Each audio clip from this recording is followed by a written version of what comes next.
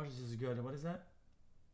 It's the year 1867. A bearded philosopher named Karl Marx sits in the dim light of the British Museum, scribbling the foundational texts of Das Kapital. He is writing about a terrifying future where every human interaction is reduced to a cold transaction, a world where even kindness is a commodity bought and sold for a profit. He had no idea that over 150 years later, he would describe the career of Jimmy Donaldson, MrBeast, with frightening accuracy. We view MrBeast as the internet's greatest philanthropist, a modern-day... Wait. Who's we? Who? Bro, who is we? Nobody views him like this. A saint who builds wells and pays for surgeries. But through a Marxist lens, MrBeast... I can't even full screen your video, pal. Like, what is... Chat, why can't I full screen this? ...isn't the solution to capital... Like, am I brain dead? It's the year 1867. Chat. We view MrBeast as the internet's greatest philanthropist, a modern-day saint who builds wells and pays for surgeries. But through a Marxist lens, MrBeast isn't the solution to capitalism's failures. He is its final, most dystopian evolution. Guys, it won't full screen it. You guys, it won't do it then. Oh, it's my... I know it's doing all this. Okay, let me just... Chat, no, it's not full screen. Look. It's aspect ratio. He has perfected an economy where human desperation is gamified, and charity is no longer an act of mercy, but a high-yield digital asset. Marx warned us that under late-stage capitalism, everything, even our empathy, would have a price tag. MrBeast didn't just find that price tag, he built a billion-dollar empire on it. This is how the world's most popular creator perfected the exact dystopian economy Marx predicted over a century ago: commodity fetishism. In the first volume of Das Kapital, Marx introduces a concept that explains why MrBeast's videos feel so mesmerizing yet so hollow. He wrote, "A commodity appears at first sight and..." MrBeast's video isn't society.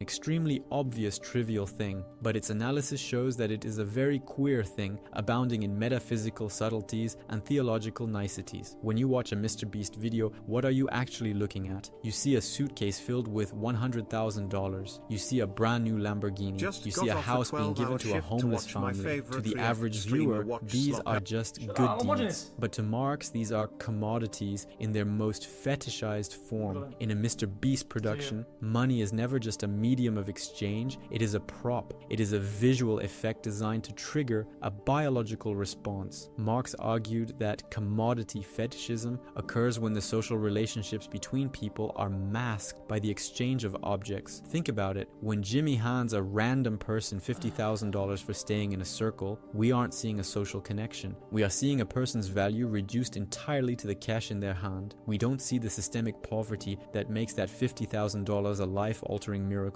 We only see the magic of the money itself. The money becomes a godlike entity that solves all problems, hiding the ugly reality of the labor and desperation that created the need for the money in the first place. MrBeast is not giving away money in the traditional sense. He is converting human struggle into a high-yield digital asset. Marx warned that in a capitalist society, all that is holy is... I just cringe hyperbole across the board. Like, come on, bro. Profaned. The sacred act of charity has been stripped of its human soul and redesigned to satisfy a recommendation algorithm. It is the ultimate commodification. Kindness itself has become a product you can subscribe to. Human alienation. Can you please unbin me, Marx's please? theory of alienation is perhaps his most haunting critique of how capitalism breaks the... Okay. Society is this. MrBeast's video isn't society. You can choose not to partake in this stupid fucking dumbass show. Guys.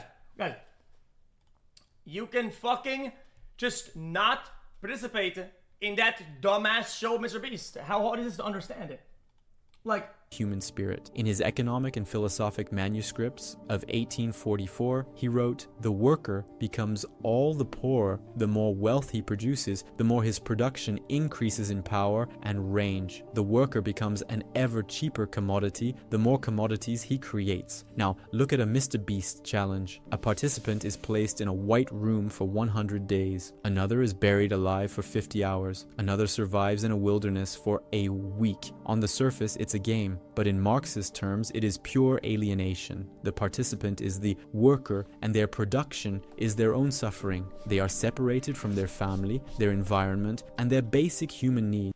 Okay, even if it's true, what about most jobs? What about labor-intensive jobs? What about if you work construction?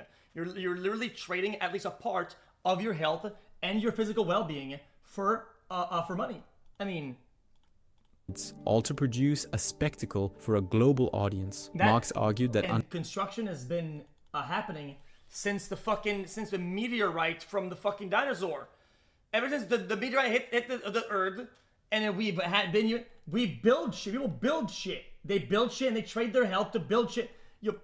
And they earn some currency. What about it? Under capitalism, what's the worker is alienated from their species essence, their true human. Okay, but even in Marx's realm, in his philosophy, people that would be working in those jobs would be trading their health for their currency. No, they by default they would be trading in their body. Other people that have an office job, they don't. These guys do. Therefore, that's even worse somehow. Nature by placing people in sensory deprivation or extreme physical conditions just to pay off student debt or buy a house. MrBeast literally strips them of their humanity to see how much value can be squeezed out of their endurance. They aren't there because they want to play a game. They are there because they are economically coerced. In one video, a man stays in a circle for months to win money for his family. We watch his mental health. Okay. Guy discovers capitalism where you go to work to get money. Guys, your paycheck is economic coercion. Literally. Quite literally. Anything around a raffle, putting your name in a raffle, that's economic coercion. Everything is economic coercion. Decline. We watch him weep. This is exactly what Marx meant when he said the worker's labor becomes an object, an external existence that exists outside him, independently as something alien to him. The contestant's pain is no longer their own. It belongs to the Beast brand. It is a raw material like coal or iron, mined from the human psyche and sold to us as entertainment. The more the contestant suffers, the more wealth the video generates. They are a cog in a machine that requires their total alienation to function. They sell their life activity to obtain the means of subsistence, turning their very existence into a game of survival. Exchange value. To understand the genius and the horror of the MrBeast model, we have to look at how he treats human life as a balance sheet. Marx famously distinguished between use value and exchange value. Chat, I would agree with this video if this was so systematic, right? That's pretty much like what everybody's doing. Like, if everybody's doing this shit, and the only way to do this shit is by doing it, yeah, that's a systematic problem. And it's in my opinion that since we live in a hybrid system, at least it's not full capitalism, right? Some entities and some forces would make it not. There would be laws and regulations against it. That's what it is. This is just one guy doing a YouTube thing. You don't have to participate. Value, price, and profit, he noted, as exchange values, all commodities are merely definite quantities of congealed labor time. Take the video where MrBeast pays for 1,000 people to have cataract surgery. The use value of that act is immense. 1,000 people can now see. It is a genuine good, but in the logic of the channel, the exchange value is what matters. The cost of the surgeries is a variable capital investment. The congealed labor time is the months of planning and editing. I would actually argue that the amount of good being done compared to the exchange is probably, at least in this example, one of the fairest that we've seen in the extraction or exchange model. Just flat out. I don't think the video was didn't get that many views. I don't think, right? I don't think they made that much money, and I think that the investment was probably sizable, and I would assume that they could have done something a lot worse. And in terms of what they're getting and what they're getting back, it's a pretty good ratio. Now go make a TikTok about giving some homeless guy a fucking burger or whatever, and go make fucking 60 million views off of this shit and spend off of doom scrollers. Yeah, dude, that's a terrible exchange. The goal, to produce a thumbnail and a title that generates a surplus value of 150 million views. If curing 1,000 people only generated 100 views, the Beast empire would collapse. The mercy is only viable if it is marketable. This creates a terrifying feedback loop. Marx warned that capital must always seek to expand because the cost of curing blindness or building 100 houses is so high, the next video must be bigger, louder, and more viral to pay for the last one. This is the commodified charity loop. It is a self-sustaining microeconomy where the viewer's attention directly funds the next spectacle of wealth distribution. You, the viewer, are the consumer of this charity. Your attention my attention to this video is a spectacle made as a secondary product from this video, and this is just as, if not more, part of that ecosystem.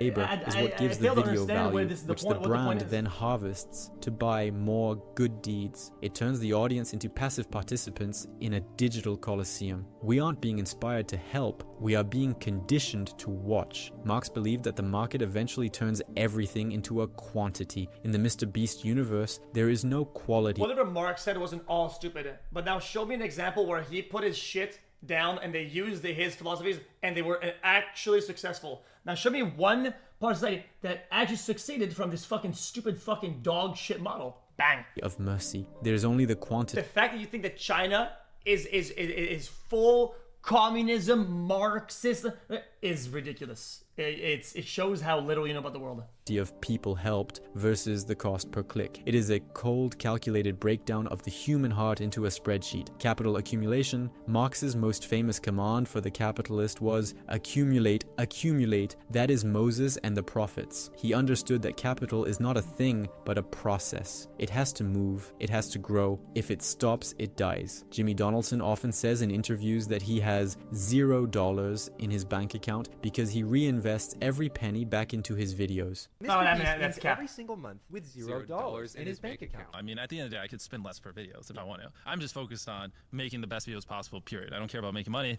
I don't care about time. I don't care about anything. I just want to make the best videos on the planet. But at any point, if I was... Okay, he may not have immediate purchasing power, but that's being done deliberate and by choice because he probably has a lot of assets, stocks, positions, real estates, fucking bunch of value that's tangible, that's out there. But that doesn't mean that he has nothing. Like he probably has like a buffer to fucking for some emergency fund, but it's about it. I mean, like, oh, I need to stop losing money. I just, don't. Okay, if you think that all of his actual money, all the capital, all goes back into videos, and it's only next video has to make money so that. And it's like a one cycle. You've lost your mind. You've lost your mind. I can't spend $1 million on the next video. Just spend 100 grand. Many see this as the ultimate proof of his selflessness, but to a Marxist, this is the most aggressive form of capital accumulation imaginable. Jimmy is not a person. He is the personification of capital. By refusing to consume his wealth and instead dumping it back into production, he is accelerating the growth of his beast empire at a rate that traditional charities could never dream of. Marx described the MCM.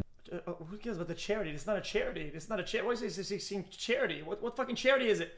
Bro, what fucking charity is this? Cycle. Money is converted into a commodity, which is then sold for more money. MrBeast has perfected the MSM cycle. Money is converted into a spectacle, which is then sold for more money. Because he reinvests 100%, he is able to build a monopoly of attention. He creates a barrier to entry so high that no other creator can compete. This is the microeconomic engine your client asked about. They don't have to compete. They don't have to. Nobody has to. If somebody had better ideas and somebody had better concepts to make videos, they would have more views. You act like this is dependent only on his model, and you cannot make it over there, or you cannot surpass him unless you do this one model. You have to watch this, and you have to. Like, bro, nobody's supposed to do any of this shit. Society still exists. You can do whatever you want. By operating at a break-even point on individual videos, he is actually building a massive, high-yield digital asset, the brand itself. This brand can then launch Feastables, MrBeast Burger, and massive merchandising lines. The charity is the... So production? marketing department for a global conglomerate. Marx warned that as capital accumulates, it centralizes. We see this today. One man now controls the charity narrative for the entire internet. He has become a private state, providing the services like water, housing, and healthcare that the actual state has failed to provide. He is the benevolent dictator of the digital age, exactly the kind of prince of industry. Okay, I'll say it again. He doesn't understand it. There is a reason why he has Beast, Philanthropy, YouTube. Because these videos, the people don't fucking watch them. Nobody gives a shit about charity. If people cared about charity, they would watch the videos of charity as much as they watch the spectacle videos. He had to fucking segregate his videos onto another channel because people don't give a shit about it. It's that simple.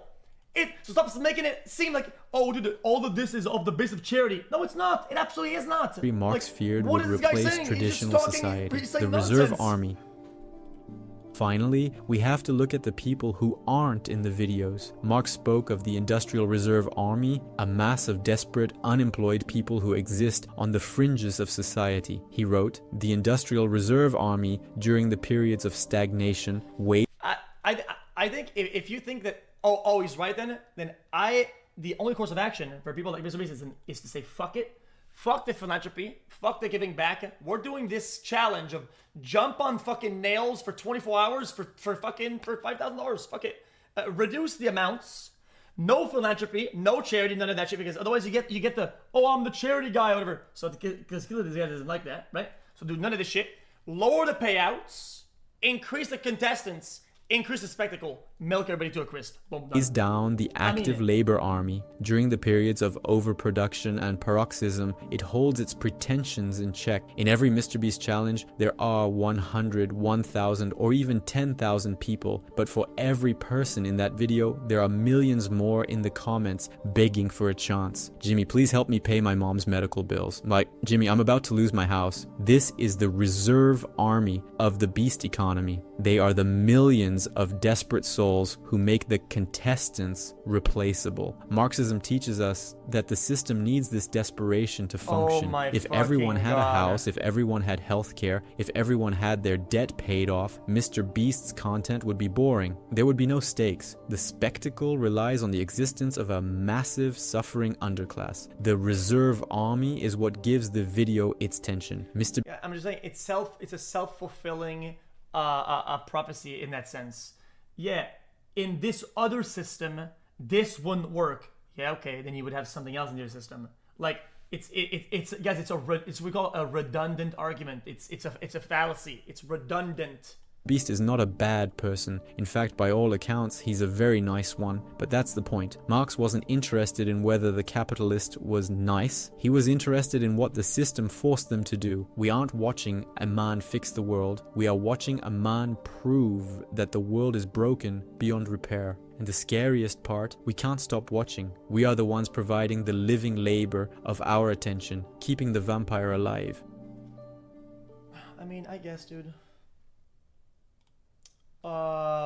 It's like I said. I mean, some of Marx's ideas, are good. China's system is hybrid. United States is a hybrid. Nobody has a pure system because they would both collapse and fail. Let's be honest. But the reality is that some of his ideas are shit because in my opinion, it disregards human nature, which is the most important component of a system's foundation.